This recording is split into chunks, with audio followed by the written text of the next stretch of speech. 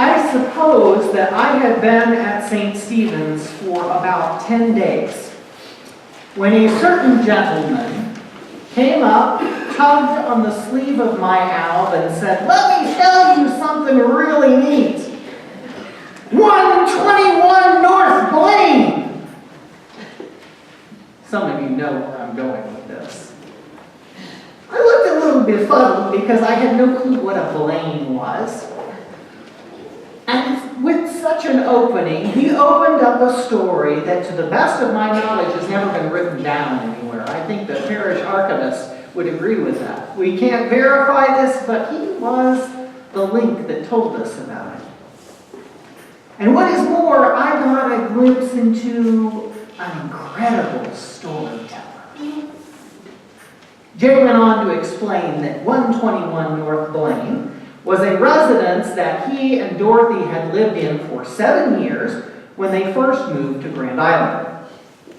According to the story, it had been a 2-story residence and had the upper floor removed and then moved to its current location. The new renters caught the attention of the Reverend Jess Hansen, my predecessor, and the rest, as we say, is history. So 2 newcomers to town, one formerly Methodist, one formerly Roman Catholic, found their way through our doors and into our hearts, and St. Stephen's gained its storyteller.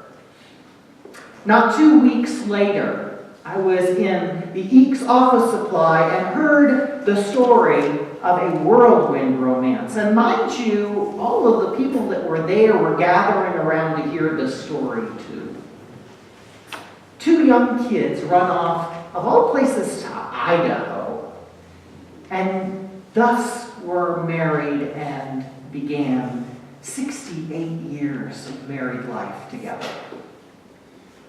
And there were other stories that he shared, leaving North Platte and a life of watch repair to new life, making sure that others were covered with adequate insurance. And yes, those pesky quartz watches, which caused Jay to re-examine what he wanted to do in his life, Jay had found a new path. So whether we look at the story about 121 North Blaine or the story about finding new life in a new city when old watches were becoming obsolete, both stories speak to us about resurrection, new things. Things that had grown old are being made new. Things which were passed down are being raised up, and all things are being brought to their perfection, through whom all things were made. You see, just as an old rectory can find new life down the street for the Stoddard clan, and quartz watches took the place of such classics like the self-winding Hamilton, so too God's kingdom replaces that which is perishable with that which is imperishable. On one hand, today I realize that entry into heaven was a great healing for Jay. His body and his mind were no longer sharp and spry. And on another hand, I recognize that there is loss, and we desperately need God to wipe away every tear. One of the last times I visited Jay when he was in Country House before he went over to Good Samaritan, he was not speaking all that much.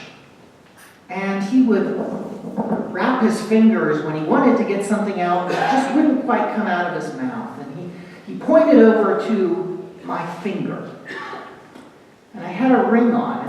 And unlike when all of us experienced Jay in his prime, when the tie was just perfect and the sport coat was on, I don't think I even saw him at choir practice without a tie. Well, he pointed to my ring. And Jay always wore a ring, but he didn't have it on that day. And so I took it off and handed it to him. Now, Jay's fingers are a little bit bigger than mine. And so with a smile, he takes it, puts it on his own finger, and guess what? It got stuck.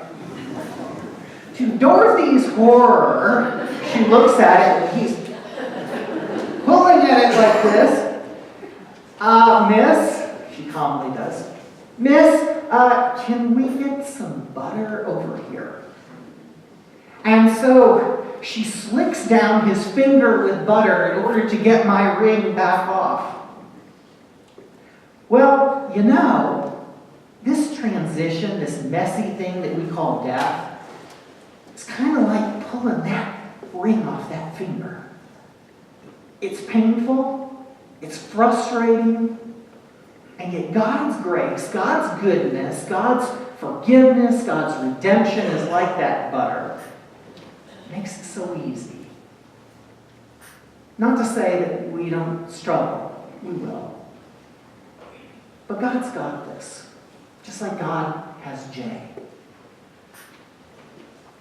We need only look to Jesus, the one whose dwelling house has many rooms, and whose house is not made with hands, eternal in the heavens.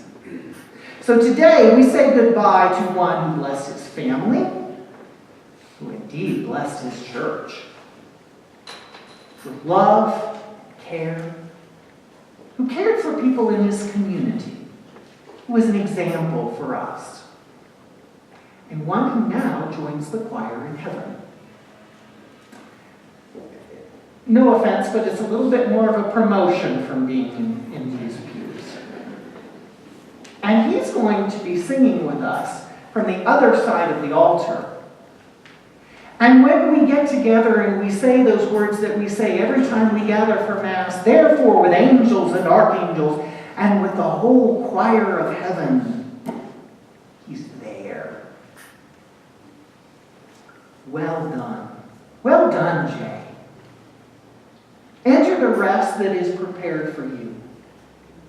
We thank you for your stories. We thank you for your wit. We thank you for the killer smile. And now, healed and whole, we give you back to God, trusting Him. Now pray for us who are left behind until we meet again.